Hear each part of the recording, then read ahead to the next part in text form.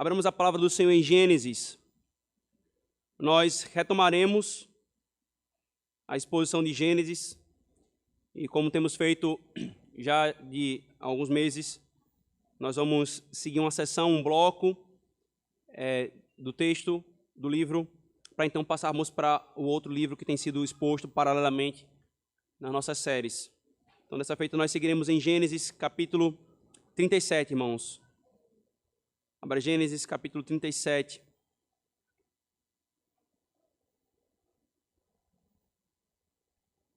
Nós leremos os versículos 2 até o versículo 11. Embora a exposição será de toda a seção do livro de Gênesis. Gênesis capítulo 37, versículo 2 ao 11. Estas são as gerações de Jacó. Sendo José de 17 anos, apacentava as ovelhas com seus irmãos. Sendo ainda jovem, andava com os filhos de Bila e com os filhos de Zilpa, mulheres de seu pai. E José trazia mais notícias deles a seu pai. E Israel amava a José mais do que a todos os seus filhos, porque era filho da sua velhice. E fez-lhe uma túnica de várias cores. Vendo, pois, seus irmãos que o seu pai o amava mais do que a todos eles, odiaram-no, e não podia falar com ele pacificamente. Teve José um sonho que contou a seus irmãos. Por isso o odiaram ainda mais. E disse-lhes: Ouvi, peço-vos, este sonho que tenho sonhado. Eis que estávamos atando molhos no meio do campo, e eis que o meu molho se levantava e também ficava em pé. E eis que vossos molhos o rodeavam e se inclinavam ao meu molho. Então lhe disseram seus irmãos: Tu, pois, deveras reinarás sobre nós? Tu deveras terás domínio sobre nós? Por isso ainda mais o odiavam por seus sonhos e por suas palavras. E teve José outro sonho, e o contou a seus irmãos, e disse: Eis que tive ainda outro sonho, e eis que o sol e a lua e 11 estrelas se inclinavam a mim. E contando-o a seu pai e a seus irmãos, repreendeu-o seu pai, e disse-lhe: Que sonho é este que tiveste? Porventura viremos eu e tua mãe e teus irmãos a inclinar-nos perante ti em terra? Seus irmãos, pois, o invejavam. Seu pai, porém, guardava este negócio no seu coração. Amém. Oremos, irmãos, mais uma vez ao Senhor nosso Deus. Senhor, mais uma vez, Senhor, na nossa peregrinação sobre a terra, nós nos assentamos a teus pés no teu santo dia, diante da pregação da tua santa palavra, Senhor. Por favor, Senhor, nos abençoa nessa ocasião. Derrama a tua graça sobre nós, Senhor. Nos ilumina o entendimento. Dispõe o nosso coração, Senhor, para sermos mansos e humildes no acolhimento da tua palavra que vem a nós. Nós clamamos a ti por esta bênção e por esta graça. Em nome de Jesus nós oramos. Amém.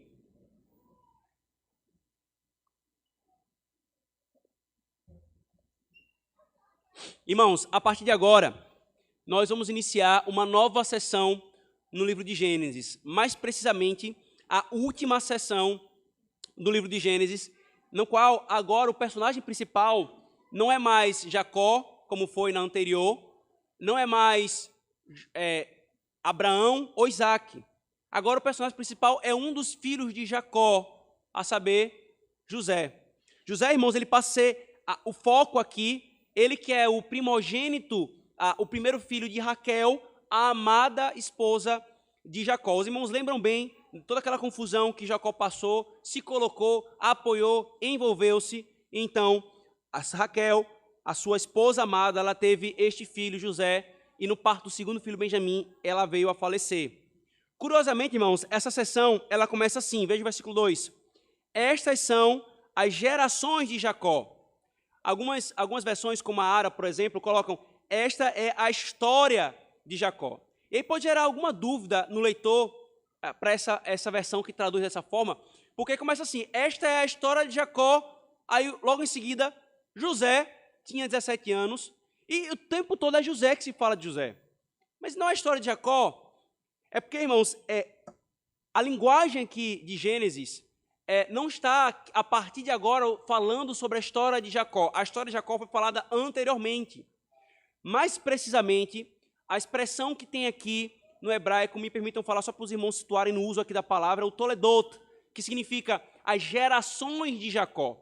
E o livro de Gênesis, como já foi provado para a igreja nas introduções da exposição, é um livro que é dividido em 10 Toledots, em 10 gerações. Você tem a primeira geração, Gênesis 2, versículo 4 em diante. Essas são as gerações dos céus da terra quando o Senhor as criou. Em Gênesis capítulo 5, uma outra seção em Gênesis capítulo 6, uma outra em Gênesis 10. E esses Toledotes, eles vão dividindo o livro de Gênesis, começando assim: e estas são as gerações de fulano, e estas são as gerações de Beltrano. E a partir de agora, a ênfase de Moisés, como inspirado pelo Espírito, é focar nos descendentes de Jacó, como que no culminar da promessa que Deus fez a Abraão, que ele faria uma grande nação. Porque com Gênesis encerra a narrativa da família do pacto, e então eles são levados para o Egito, da onde vai sair a história do Êxodo e da grande nação de Israel. Então aqui, irmãos, estas são as genealogias que se referem aos filhos deles, aos filhos de Jacó, e não necessariamente ao próprio Jacó. O que nós vamos fazer agora, irmãos, nessa primeira exposição dessa sessão? Nós não vamos tratar aqui nenhuma porção específica desse texto, mas eu quero que a igreja tenha uma visão geral de qual é um dos propósitos principais aqui dessa narrativa. Ela começa no capítulo 37 e ela vai encerrar no capítulo 50. É uma grande narrativa e que nós podemos nos perder acerca do ensino que o Senhor quer nos dar e acerca do evangelho aqui revelado a nós, se nós simplesmente formos porção por porção, indo de pouquinho em pouquinho. Nós vamos fazer isso, mas primeiro, como um fundamento da nossa caminhada, nós vamos ter uma visão geral. O que é que o Senhor quer nos ensinar com essa grande narrativa inserida aqui em Gênesis? E para que nós possamos entender, irmãos, eu quero rapidamente aqui fazer um resumo do que vai acontecer a partir daqui, do capítulo 37. No capítulo 37, irmãos, nós temos uma descrição do ódio dos irmãos de José contra ele, o que segue com a sua venda aos ismaelitas e ele sendo levado para o Egito. Primeira informação que eu quero dar aqui é o start dessa história. No capítulo 38, há uma mudança de foco aparentemente estranha, nós vamos chegar nela e vamos entender o porquê que ela está ali, que envolve uma história com Judá e o fato dele se envolver com sua nora viúva. No capítulo 39, irmãos, então, José passa a servir na casa de Potifar, um oficial egípcio. Ele é envolvido em uma tentação sexual com a esposa de Potifar. Ele resiste a essa tentação, ele é injustiçado e termina ele preso. Então, mais um passo dessa história, ele é mais uma vez injustiçado e mais uma vez ele é tratado de forma indevida, ele é preso. E então, no capítulo 40, irmãos, com José já na prisão, ele nos é mostrado como alguém que ganhou confiança do carcereiro. Ele auxiliava o carcereiro como um prisioneiro. Veja que coisa interessante. E ele, então, esses sonhos que ele tinha, que foi apresentado aqui no capítulo 37, ganha-se mais clareza acerca do dom que Deus havia dado a ele. E ele interpreta sonhos, os sonhos de dois outros prisioneiros, o copeiro do rei e o padeiro, e esses sonhos se concretizam. O padeiro morre e o copeiro é restaurado à sua posição ao lado do faraó. No capítulo 41, nos apresenta o próprio faraó tendo alguns sonhos, e então o copeiro é lembrado de José, apresenta José ao faraó, e então José interpreta os sonhos do faraó pelo poder de Deus. E então, irmãos, no capítulo 42 ao 44, nos é feita uma longa descrição sobre a ida dos irmãos de José ao Egito, anos depois daquela primeira confusão em Gênesis 37. No capítulo 48, 49, no capítulo 45, José ele se revela aos seus irmãos, no 46 ao 47, todo Israel e os israelitas descem para o Egito, capítulo 48 e 49, nós temos as profecias de Jacó como cabeça da família do pacto e a sua morte. E no capítulo 50, a tramóia dos irmãos de José. E José, como um profeta, interpretando tudo o que aconteceu até ali, a interpretação de Deus para tudo aquilo que havia acontecido. Então, irmãos, essa é a situação da história de José. Altos e baixos, mais baixos do que altos, mas todo um caminho de sofrimento, de dor, de injustiça. Aqui, irmãos, nós vamos ter instrução nessa grande história sobre conflitos em relacionamentos gerais, relacionamentos familiares. Nós vamos ter vários afetos aqui envolvidos, irmãos. O ódio, o ciúme, a inveja, o orgulho, o assassinato, a consciência, a culpa. Nós vamos ter tudo isso aqui nessa narrativa, irmãos. Vamos ter também algumas questões do coração, como angústias, provações, luto, tristeza, ser injustiçado, fidelidade. Há muita instrução aqui para nós, irmãos, em vários pontos. Mas o que eu preciso que a igreja entenda agora, irmãos, na exposição de introdução dessa sessão, é justamente o foco principal. A grande mensagem que está por trás aqui, na qual todas essas verdades e essas instruções, elas se entrelaçam, irmãos. Que é, queridos, a apresentação da sábia, santa e poderosa providência de Deus. E esta é a palavra que vocês vão contar, crianças, providência. Aqui, irmãos, o Senhor está nos apresentando, todo o livro de Gênesis ele nos apresentou isso. Mas agora, nessa sessão, ele quer avultar, ele quer deixar ainda mais claro para nós, a sua igreja, que ele é um Deus que não é só o Deus criador dos céus e da terra, mas ele é o Deus providente. E que de forma sábia, santa e poderosa, ele está conduzindo e cuidando do seu povo. Ele está tratando o seu povo. Ele está cumprindo o seu propósito de redenção.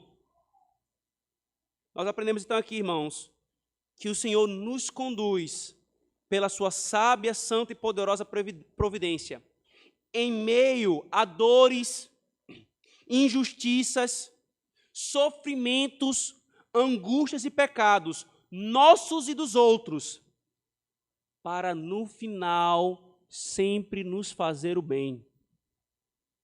Nós vamos aprender, irmãos, nessa história de José, que Deus, de forma muito sábia, santa e poderosa, na sua providência, nos conduz por meio de dores, injustiças, sofrimentos, angústias e pecados dos outros e os nossos, para no final nos fazer o bem. Nos fazer o bem. Como é que isso nos é ensinado aqui, irmãos? Nosso catecismo, ele expõe a doutrina da providência. Eu quero começar com esse conceito bíblico que o catecismo expõe. Ele resume assim: a providência de Deus é a sua maneira muito sábia, santa e poderosa de dirigir e governar todas as suas criaturas e em todas as ações delas. Note bem aqui, irmãos, que os nossos pais, sendo conduzidos, iluminados pelo Espírito Santo, eles escolheram 3 adjetivos que a Bíblia ensina sobre a providência de Deus, que são aqui essenciais e que perpassam toda essa narrativa.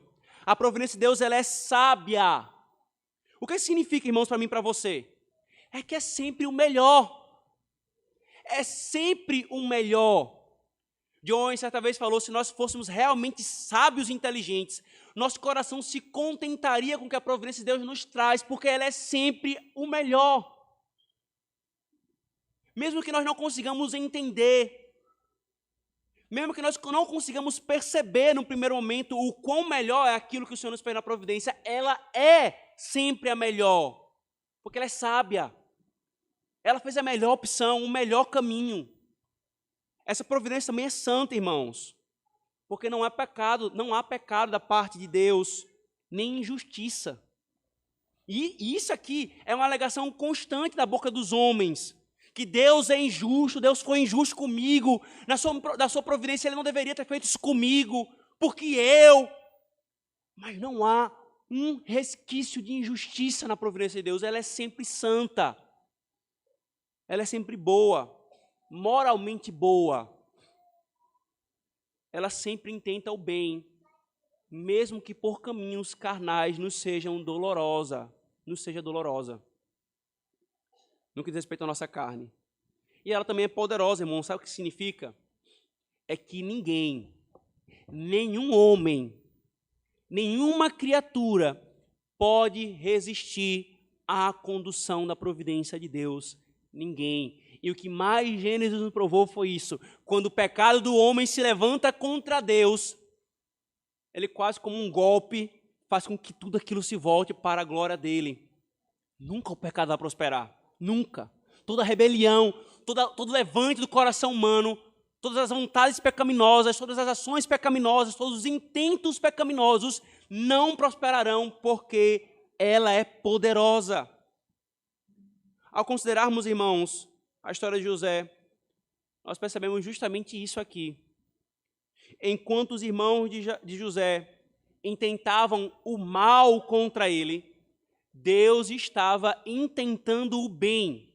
Isso aqui é fantástico, irmãos, nos mostrando outro atributo da providência de Deus. Ela é misteriosa. Nós não conseguimos distinguir, separar tão claramente uma coisa da outra. Na intenção de homens de fazerem o mal contra José, Deus estava intentando fazer o bem. Dor e sofrimento veio a José. Pecado foi cometido pelos irmãos de José, os filhos de Jacó. Mas Deus estava intentando o bem a todo instante. Vem comigo para Gênesis capítulo 50, que é o desfecho dessa narrativa em que há a interpretação, irmãos, básica, para que nós entendamos toda essa narrativa.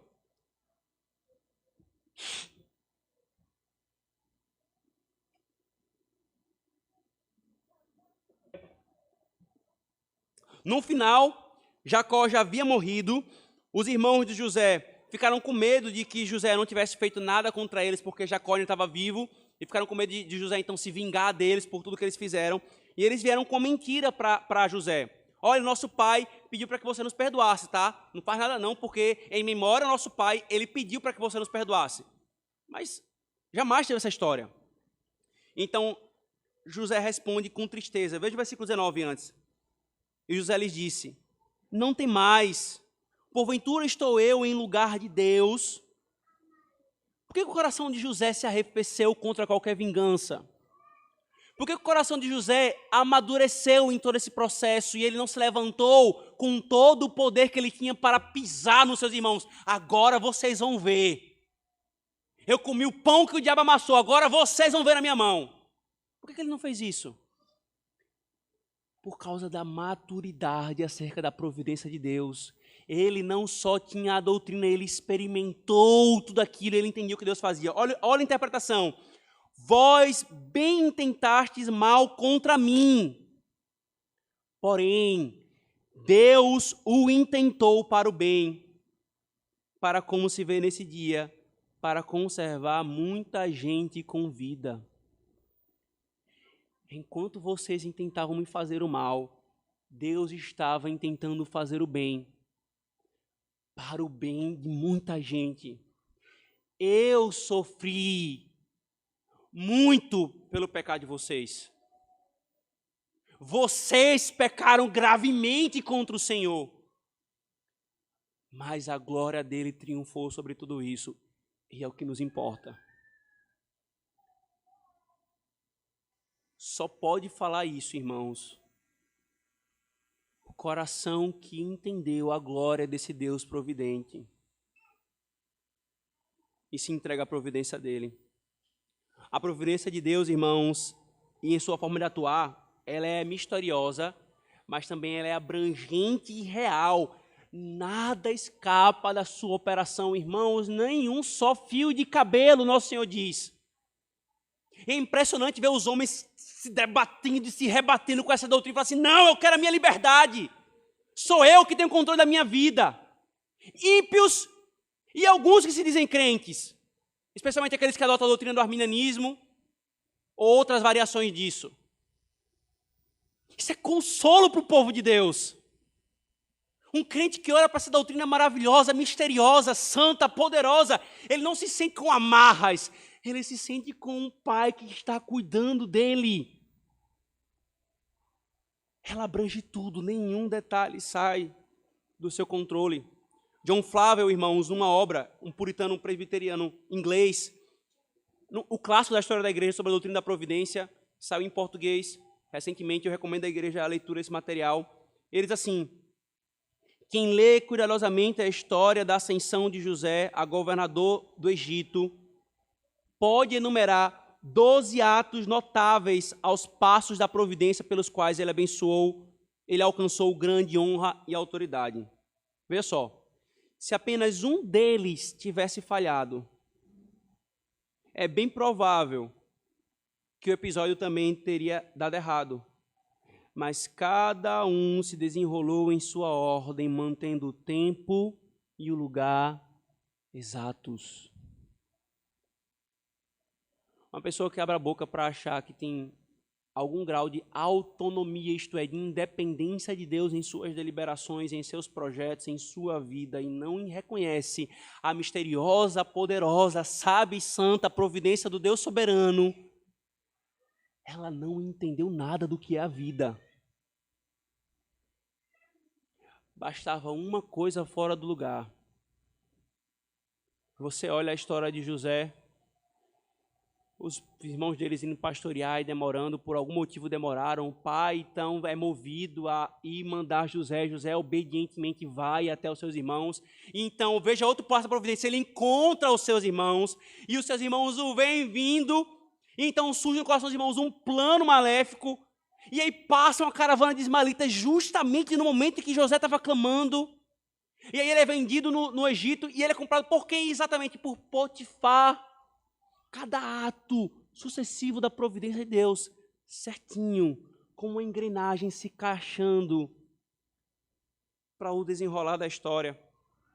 Cada conflito, irmãos, cada inveja, cada ciúme dos irmãos de José, cada grito por socorro vindo do poço da parte de José, cada passo dos camelos, dos ismaelitas indo em direção ao Egito, cada comprador de escravos que olhou José sendo comprado no final por Potifar, cada prosperidade na casa de Potifar sob a administração de José, a cobiça da mulher de Potifar, a injustiça que José passou por ser preso, cada amanhecer na prisão, cada frio sentido ali, a prisão do copeiro, a prisão do padeiro, do faraó, os seus respectivos sonhos.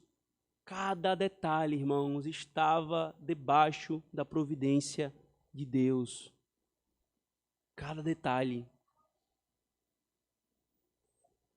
E embora, irmãos, tudo estivesse encharcado de pecado, encharcado de dor e de angústia, em nada Deus se contaminou com o pecado. E nem de nenhum pecado ele foi autor. Esse é o mistério da providência, irmãos. Ele estava lá operando.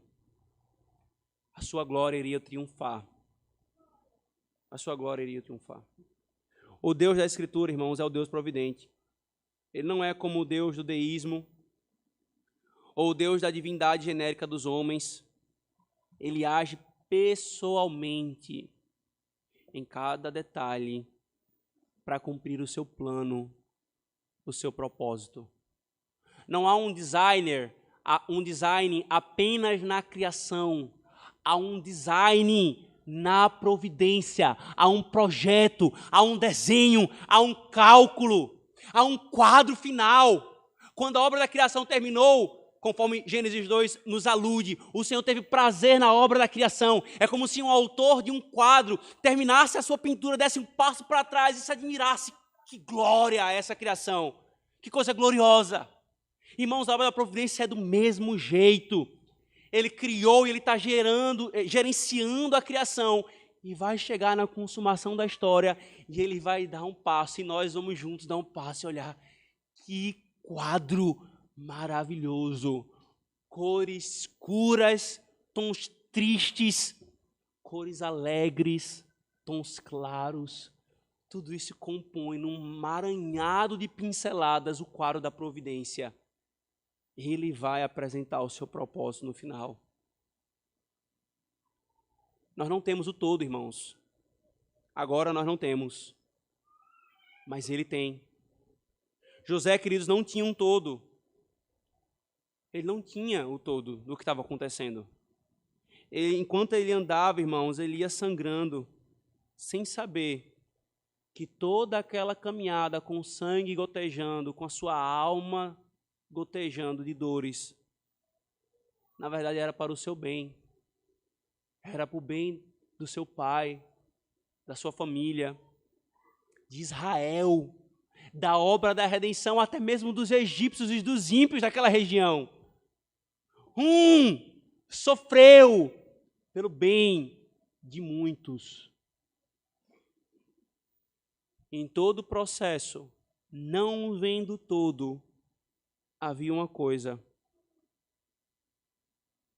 confiança. Mais do que o bem, irmãos, de José, tudo isso era para cumprir o propósito redentivo de Deus através dele. Era a salvação do Israel de Deus, por meio do qual ele iria trazer o Redentor para salvar todos os eleitos dele, homens e mulheres no tempo e no espaço, espalhados pela face da terra. Querido, nós podemos não ter os porquês pormenores de cada coisa que nos acontece na nossa vida, mas só tem um pressuposto que você temos de ter. Ele é sábio. Ele é sábio. Se algo está acontecendo ou aconteceu na minha vida, irmãos, só tem um pressuposto que eu preciso ter. Mesmo que doendo, foi o melhor. Porque, irmãos, a nossa vida não é sobre nós mesmos. E a gente cresce com essa visão medíocre, carnal, voltado sempre para nós mesmos. A nossa vida não é sobre nós mesmos, irmãos. Ela não se resume a nós. Meu querido, nós somos fumaça, que hoje é e amanhã é dissipada. Essa grande história, você e eu vivemos cerca de 80, 90, talvez 100 anos. Passou. Flor do campo, que hoje brota e amanhã já resseca. Uma neblina dissipada. Mas é a providência de Deus, irmãos, que nos está conduzindo para algo acima de nós, e Ele quer que nós olhemos isso enquanto nós caminhamos. Não é meramente a sua vida, mas é o que Ele está fazendo nesse quadro da providência através de você, usando-o em tudo isso. Devemos, irmãos, estar atentos à providência de Deus, que sabiamente está nos inserindo nesse quadro completo, irmãos, nesse todo. Tudo o que Deus faz é bom. É uma tônica da obra da criação. Vocês lembram disso? Gênesis 1, e viu Deus que era bom, e viu Deus que era bom, e viu Deus que era bom. E quando ele terminou a obra da criação, e viu Deus que era muito bom. A obra da providência, irmãos, está sendo a mesma coisa. Cada passo da sua providência pode ser dito: e viu Deus que era bom. Outro passo da providência na minha e na sua vida: e viu Deus que era bom, porque tudo o que eu faço é bom. Quando ele terminar e a minha e a sua vida se fechar, e quando terminar o quadro de toda a história da humanidade, Deus vai dizer: e eu vi que isso tudo é muito bom. Porque tudo que ele faz é bom, irmãos. Venha comigo para Romanos, capítulo 48. Ali Paulo nos lembra justamente essa informação, irmãos. Romanos 8, versículos 28 a 30.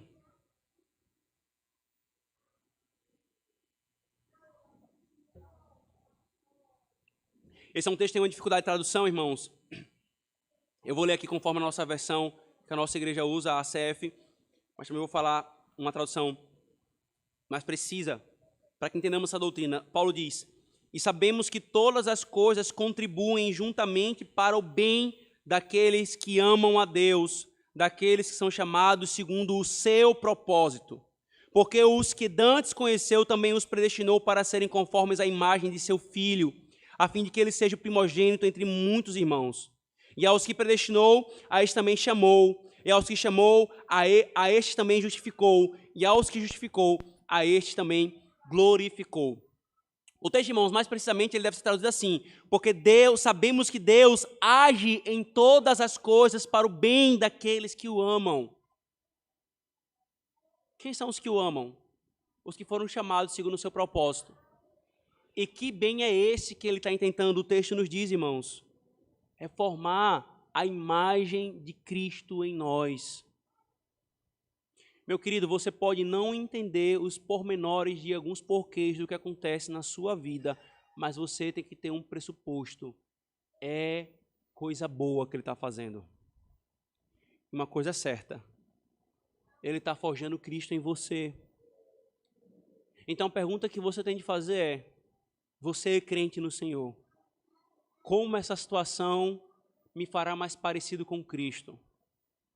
Na humildade, na humilhação, na dependência, na confissão de algum pecado, no abandono de algum pecado.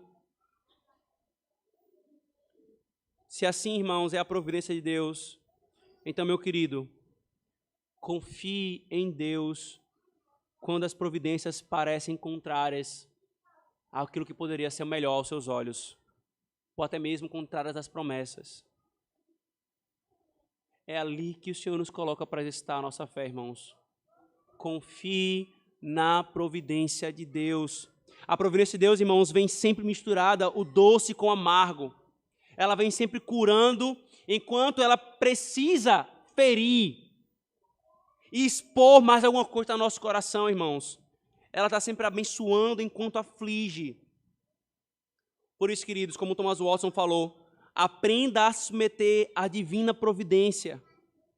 Não murmure diante das coisas que são organizadas pela sabedoria divina. Não podemos encontrar falhas nas obras da providência, assim como não podemos encontrar falhas nas obras da criação. É pecado tanto se queixar da providência de Deus, quanto negá-la. Pode ser que você não negue a providência de Deus, porque você entendeu que Ele é um Deus vivo, verdadeiro, soberano e que se envolve na sua criação. O nome disso, providência.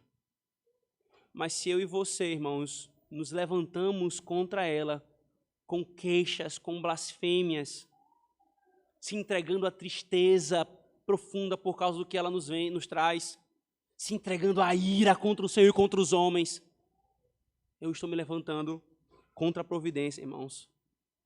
Contra a providência. A providência de Deus, irmãos, é a confiança nela. É o antídoto de Deus para os nossos medos, diante de tudo o que nos é obscuro em nosso futuro. Os homens que não têm a providência de Deus, eles andam em angústia, ansiedade. Ele não sabe o que vai vir. Ele não controla o que vai vir. Mas o povo de Deus é instruído que ele tem um Deus que é providente. E mesmo que esse povo também não saiba o que especificamente vai vir, ele sabe de uma coisa: o que vai vir é para o meu bem. Irmãos, isso tem que dissipar todo o medo da nossa alma. Tem que dissipar toda a ansiedade do nosso coração. Mas a questão, irmãos, é que nós esperneamos contra a providência. Nós cerramos o punho contra ela. Nós queremos o controle e não a providência dele me controlando.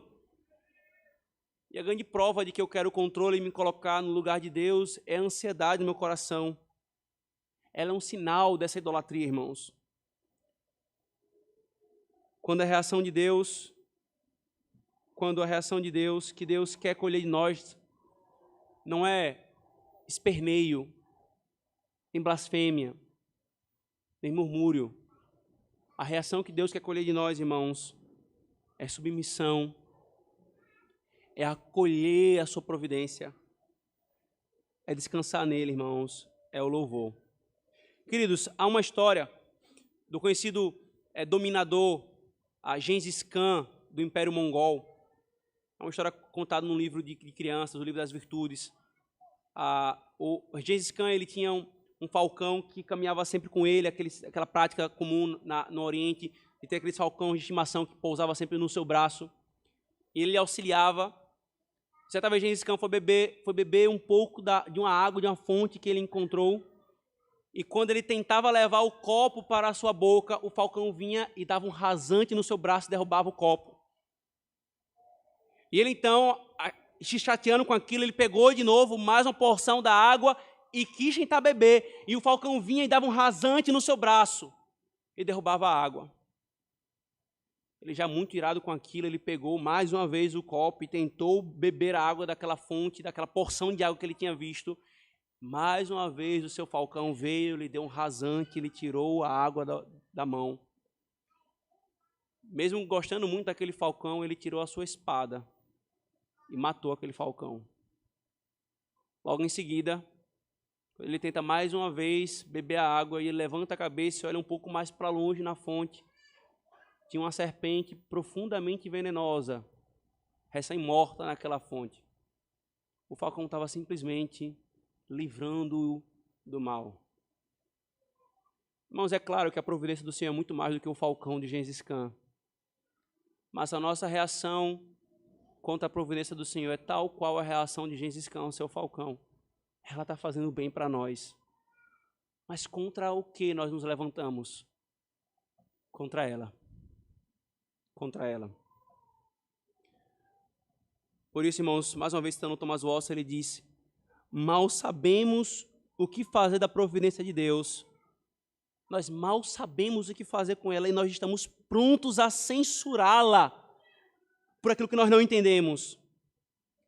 Porém, no céu, nós veremos todas as providências do Senhor, doenças, perdas, sofrimentos, e veremos que tudo isso contribuiu para a nossa salvação.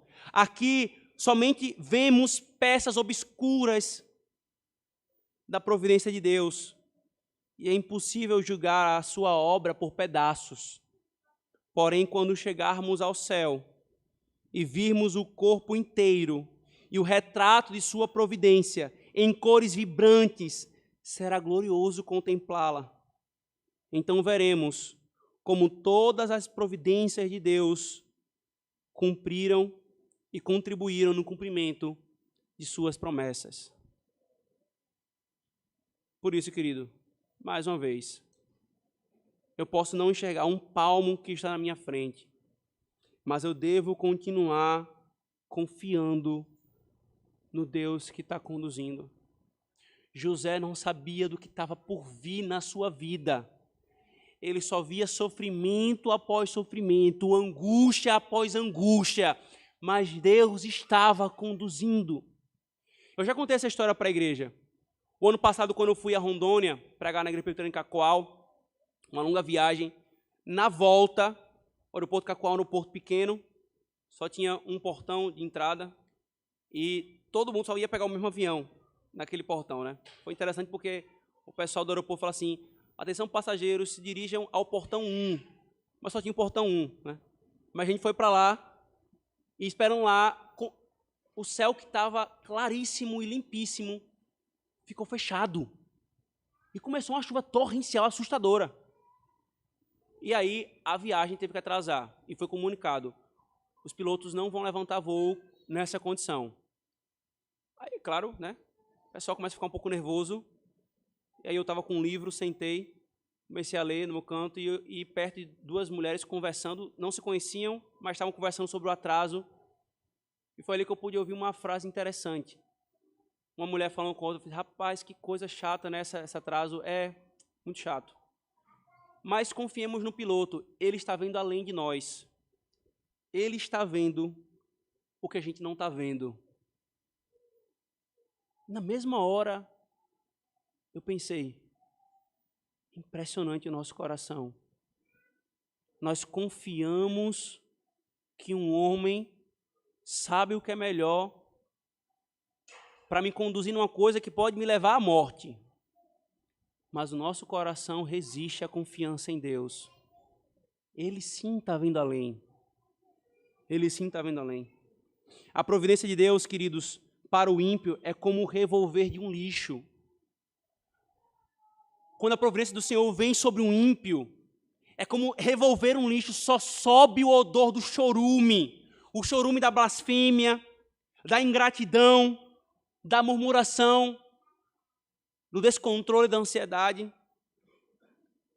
Mas a providência de Deus para o piedoso é como um revolver e o manusear de pétalas da mais cheirosa flor. Sobe e tem de subir o perfume do louvor, da confiança, da entrega, da gratidão, do contentamento, da admiração pelos mistérios da condução do Senhor. Os que não submetem, irmãos, se encherão de arrogâncias, buscarão refúgio no ateísmo, porque logo julgarão Deus como injusto, ou como um Deus não bom. Por que ele não é bom? Porque ele não fez o que eu queria. Encontrarão refúgio na blasfêmia ou na ira contra Deus e os homens. Mas é aqui, irmãos, que nós encontramos a diferença do coração que está inclinado, submisso ao Senhor. É aqui que nós encontramos a constatação se a boa doutrina, irmãos, desceu para o nosso coração, queridos. Quando nos ocorre situações dolorosas na providência de Deus, e nós não reagimos blasfemando, mas louvando a providência dele. É fácil, irmãos, nós sermos reformados e até sermos subscritores integrais dos padrões do Westminster quando a providência nos parece favorável. Difícil, irmãos, é quando ela nos fere. Aí é que nós veremos, irmãos, se de fato nós cremos nesse Deus providente. Por isso, querido, nós vamos nos perguntar aqui, como você reage diante das perdas materiais e pessoais? Quando o Senhor, na providência dele, lhe tira bens. Quando o Senhor, na providência dele, lhe tira pessoas que você ama. Como é que o nosso coração reage, irmãos? Ou vai reagir? Como o nosso coração, irmãos, vai reagir quando o que ele faz não é do jeito que eu quero? Ou eu não atingi os meus planos? Ou quando alguém peca ou pecou contra mim? Quando eu fico doente? A nossa reação, irmãos, diante da providência de Deus, manifesta qual é o nível da nossa submissão a Ele, irmãos. Mas eu quero mostrar mais uma coisa aqui, queridos, mais duas coisas. Note que nenhuma das dores aqui, irmãos, que José passou, foi porque ele pecou. Você percebe isso? Quando você olha toda a história de José, nenhuma das coisas ruins que ele passou foi por causa de algum pecado. Deus não estava punindo-o por algum pecado. E aqui é uma diferença, irmãos, no sofrer na providência como consequência de nosso pecado e o sofrer como que, mesmo não tendo nenhum pecado, sem nenhum pecado específico. O que Deus estava fazendo com José, irmãos? A mesma coisa que ele fez com Jó. Ele estava fortalecendo José. José sabia, irmãos, o que ele tinha de fazer, onde quer que ele estivesse. E essa convicção estava sendo moldada, irmãos. Perceba, José foi fiel ao pai e obediente ao pai quando estava com o pai. E então vem uma providência dolorosa sobre ele. E o que é que ele fez? Ele se levantou contra o Senhor? Não. Ele continuou fiel, foi fiel ao seu senhor, Potifar. Ele foi injustiçado. O que é que ele fez? Ele preso. Eu quero lá saber de ser fiel a esse Deus. Olha o que ele está fazendo comigo. Não! Ele continuou e foi fiel. Foi fiel, irmãos. É impressionante, irmãos, porque José, ele poderia usar o que sofreu de seus irmãos como desculpa para o resto da sua vida. É meu trauma, que eu não estou conseguindo ressignificar. É isso e pronto, acabou. E ele poderia olhar isso de uma forma determinista na sua vida. Mas não. Porque essa não é a reação do Evangelho e daqueles que foram alcançados pelo Evangelho na providência de Deus. Ele não pegou o pecado dos outros contra ele e usou como desculpa para o pecado dele. Ele não pegou o pecado dos seus irmãos e todo o sofrimento que ele passou. o coração adúltero da esposa de Potifar, e ele não usou aquilo como pecado, como justificativo para o pecado dele. Antes, ele foi se santificando cada vez mais em fidelidade ao Senhor. Se você usa os pecados que o seu pai, sua mãe, seus irmãos, seus tios, seus primos, seja quem for, cometeu contra você, para você continuar com a vida de pecado, você peca contra a graça do Senhor. Como é comum encontrar muitos justificando os seus pecados, não querendo abrir mão deles, dizendo, eu sou assim porque me fizeram isto, porque pecaram contra mim assim. Não é esse o padrão que a gente encontra aqui, irmãos, na história de José. Não, irmãos, você não pode usar do pecado dos outros para o seu pecado. Eu posso não saber o que vai me acontecer amanhã, mas uma coisa eu sei, irmãos, eu tenho de fazer o que é bom, ser fiel a Deus. Eu não sei quais são os caminhos que a providência vai me conduzir, mas uma coisa eu sei, eu tenho de fazer o que Deus quer, em qualquer situação que Ele me colocar. José foi fiel, irmãos, e aqui isso aumenta a percepção da sua fidelidade, sem uma revelação explícita de Deus. Você consegue perceber essa narrativa? Com Abraão, Deus se revelou explicitamente. Deus veio a Abraão se revelando. Com Isaac, ele se revelou explicitamente, fortalecendo a sua fé. Com Jacó, a mesma coisa, mas com José, não. José não tem nenhuma porção da história que fala assim, e Deus veio a José e apareceu a ele, dizendo, José, seja forte. Não, irmãos. Isso avulta ainda mais a confiança na providência de Deus. Ele recebeu, sim, na adolescência, aqueles sonhos. Ele foi chamado a interpretar como profeta de Deus os sonhos de Faraó, mas nenhum veio diretamente a ele, irmãos. Reforçando que você e eu não precisamos de uma revelação extraordinária para caminharmos com segurança na providência de Deus. Muitos vão procurando de profeta em profeta, de profetada em profetada, algum passo para poder dar. Isso é imaturidade. Isso não é fé. Isso é tolice. A fé está em você confiar, mesmo quando parece que Deus está em silêncio para você. Ainda mais agora nós, na Nova Aliança, temos a Escritura completa, que temos a história de José completa. Você parou para pensar que José passou por tudo que ele passou sem nenhuma história anterior para ele se inspirar? Para ele encontrar um padrão de referência? Só que eu e você agora temos. José aqui, irmãos, ele foi humilhado para quando fosse exaltado o seu coração, continuasse humilde. E você precisa saber isso também acerca da providência de Deus.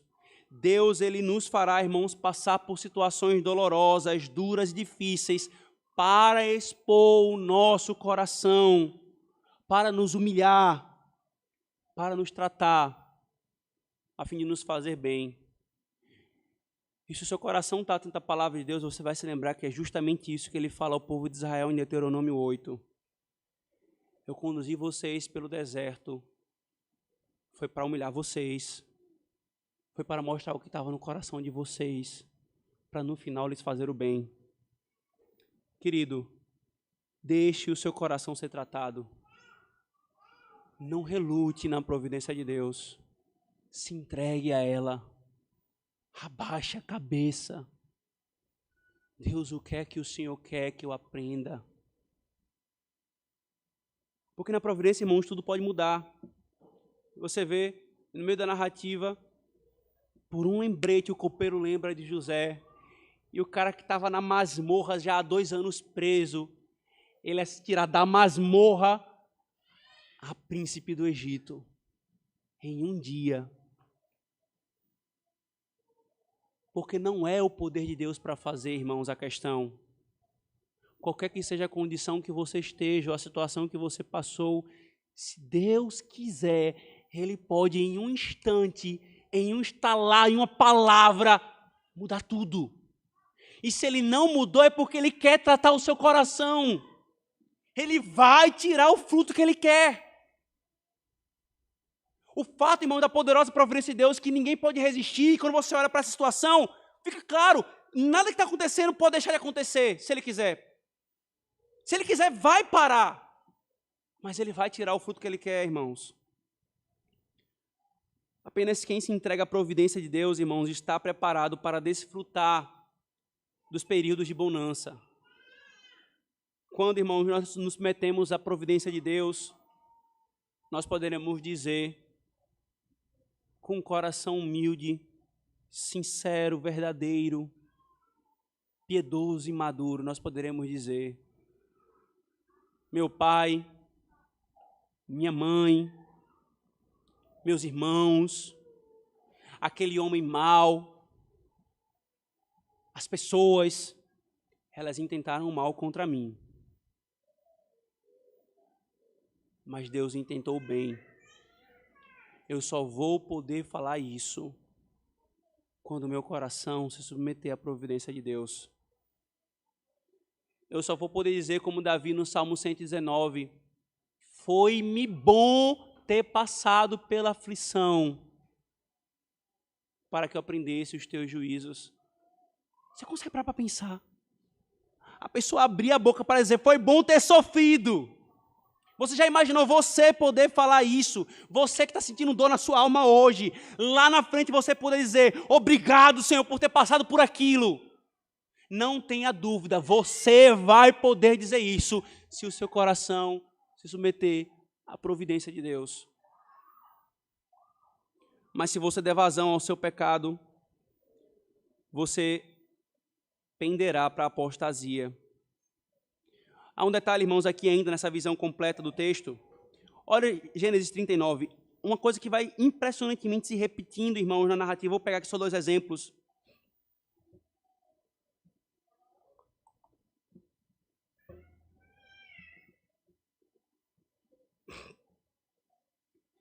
Olha o que vai acontecendo aqui, irmãos. Gênesis 39, versículo 3. Vendo, pois, o seu Senhor, que o Senhor estava com ele, e tudo que fazia o Senhor prosperava em sua mão. Agora veja o versículo 23 desse mesmo capítulo. Isso aqui é Potifar, tá? Agora veja o carcereiro. E o carcereiro Mó não teve cuidado de nenhuma coisa que estava na mão dele, porquanto o Senhor estava com ele, e tudo o que fazia o Senhor prosperava. O Senhor estava com José no meio de todas essas dores.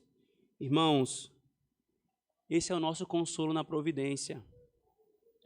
É o Senhor estar conosco.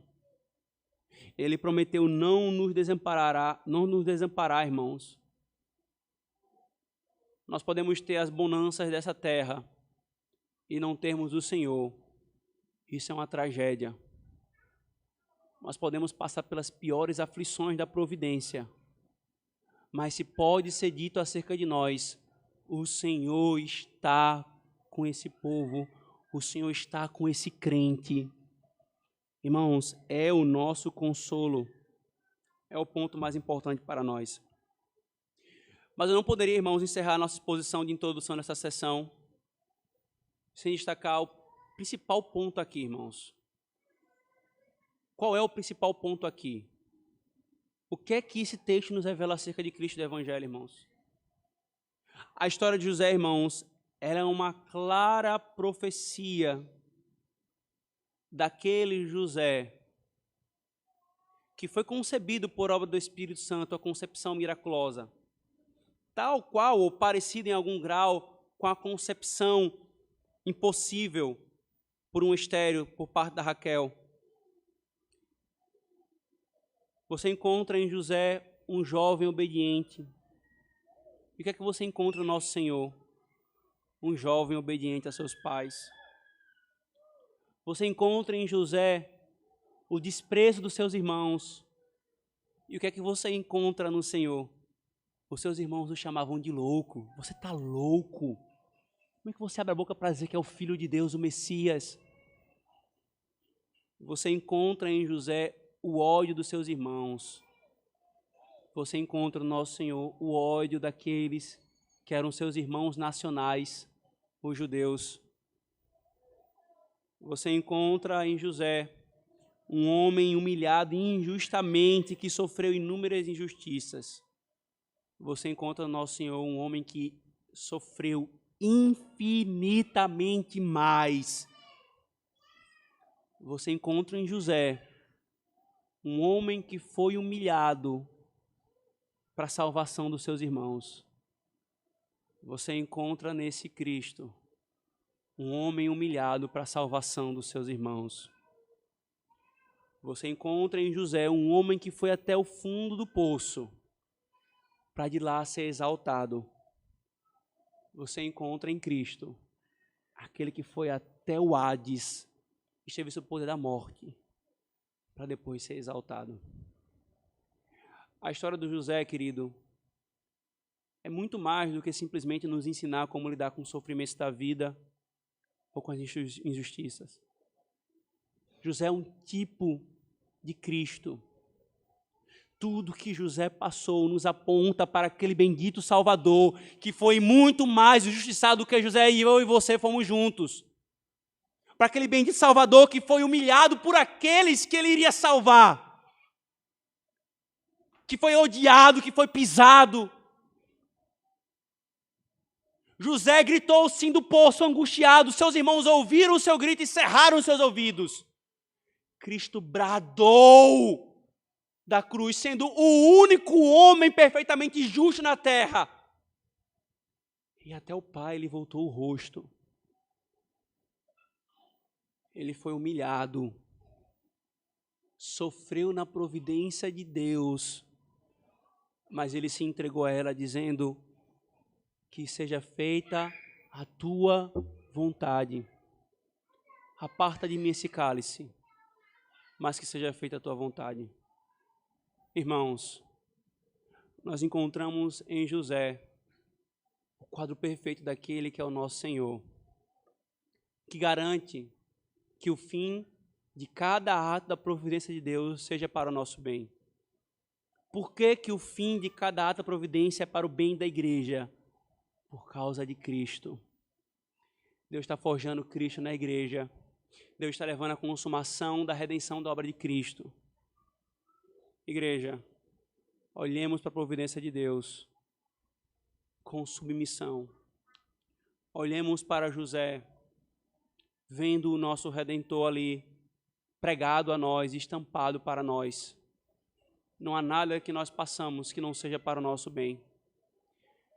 Mas se você não crê no Senhor ainda, você está debaixo dessa providência, você querendo ou não.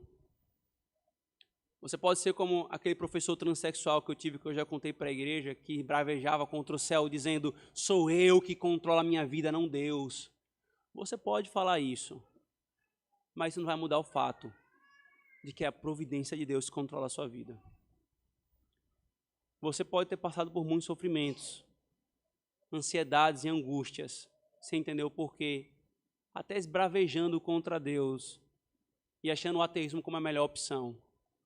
Hoje você está sendo instruído pelo Evangelho a abandonar essa blasfêmia e submeter a esse Deus que é Criador, que é Redentor, mas que também é providente.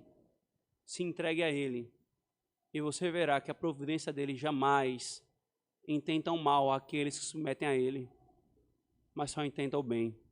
Amém. Oremos, irmãos. Senhor Deus, obrigado, Senhor, por essa porção da Tua palavra, essa longa porção que nós passaremos, Senhor, a considerar nos próximos dias do Senhor. Obrigado, Senhor, por nos ensinar da Tua providência poderosa, misteriosa, santa, sábia, Senhor. Nos perdoa, Senhor, por toda rebeldia. Nos perdoa, Senhor, por toda altivez, toda blasfêmia, toda insubmissão, Senhor, à Tua providência, toda ansiedade, todo medo. Quando nós temos reiteradamente, Senhor, passagens como essa, histórias como essa, toda a Tua Escritura, Senhor, toda a narrativa da Tua Escritura prova que o Senhor está conduzindo tudo segundo a Tua vontade. Nos perdoa, Senhor, a tolice de abraçarmos visões doutrinárias contrárias a esse fato óbvio, Senhor. Nos dá um coração submisso a Ti. Molda, Senhor Cristo, em nós e que em cada movimento da Tua providência em nós, nos faz, Senhor, experimentar o poder da Tua obra, nos fazendo submisso.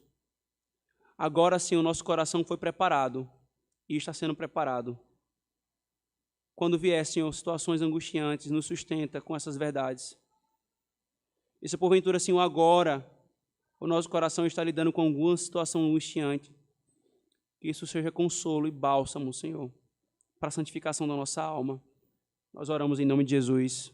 Amém.